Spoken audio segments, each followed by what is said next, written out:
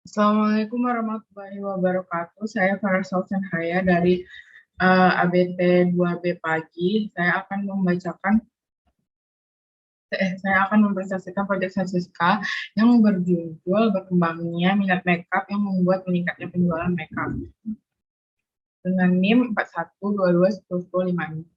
Pertamanya daftar isi, lanjut ke bab pendahuluan. Yang pertama itu adalah latar belakang penelitian. Makeup atau kosmetik adalah kegiatan mengubah penampilan dari bentuk asli sebenarnya dengan bantuan alat dan bahan kosmetik. Setelah makeup lebih sering ditunjukkan pada pengubahan bentuk wajah meskipun sebenarnya seluruh tubuh.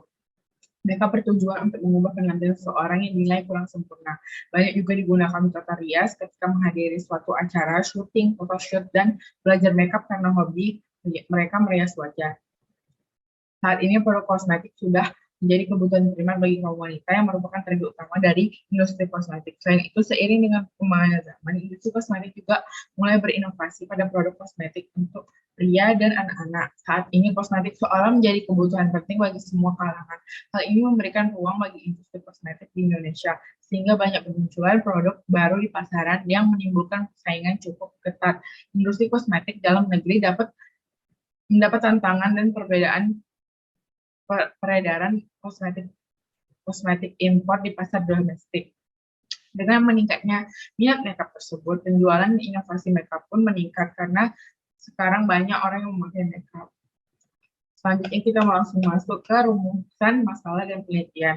Itu yang pertama itu apa yang membuat berkembangnya minat makeup di Batam, dan yang kedua ada yang apa yang membuat penjualan makeup meningkat di Batam. Selanjutnya ada tujuan penelitian. Berdasarkan penelitian, tujuan penelitian ini adalah untuk mengetahui apa-apa saja yang membuat perkembangan minat makeup di kalangan masyarakat saat ini, terutama wanita. Yang kedua, untuk mengetahui meningkatnya penjualan makeup di Batam.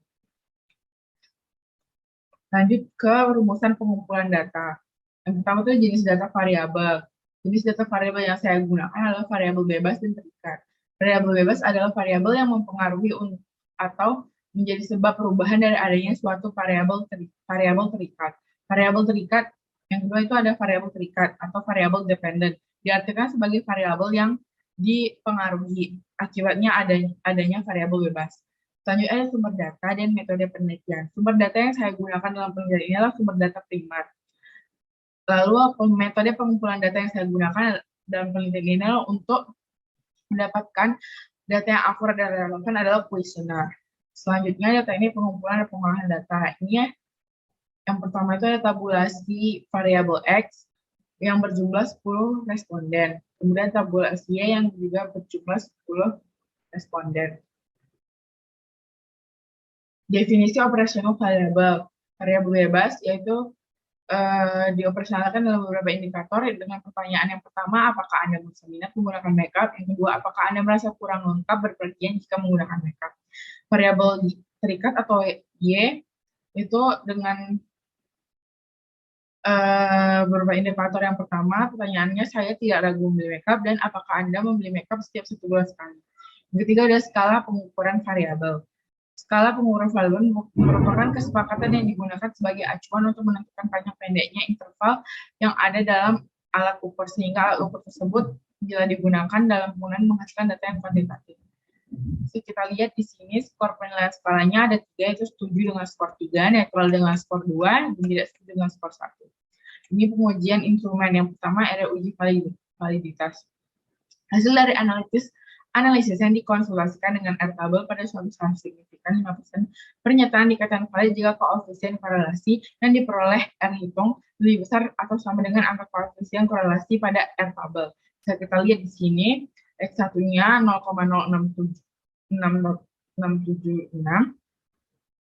X2-nya 0,0764. Dikatakan valid jika lebih dari 0,05. Dan bisa kita lihat di sini uji realitas. Uji realitas bertujuan untuk melihat apakah kuesioner memiliki konsistensi jika pengukuran dilakukan dengan kuesioner tersebut dilakukan secara berulang.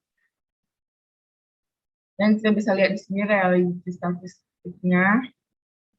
Yang keempat adalah teknik analisa data. Teknik analisa data adalah suatu metode atau cara untuk mengolah suatu data menjadi informasi sehingga Karakteristik data tersebut menjadi mudah untuk dipahami dan juga bermanfaat menemukan solusi permasalahan yang terutama masalah tentang sebuah penelitian. Dan dalam penelitian ini saya menggunakan metode analisis deskriptif. Analisis deskriptif bertujuan untuk memberikan suatu gambaran deskripsi tentang subjek penelitian berdasarkan dari kelompok subjek yang diteliti sesuai dengan variabel penelitinya. Analisis deskriptif ini tidak dimaksudkan untuk menguji sebuah hipotesis.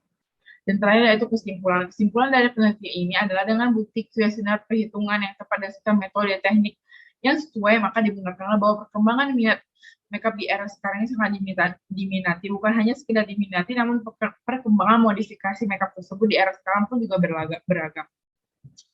Dibuktikannya dengan banyaknya varian modifikasi dan ketertarikan dan juga seringnya dipakainya makeup tersebut juga dibuktikan dengan meningkatnya penjualan, bahkan ada yang membeli makeup rutin 1 bulan sekali.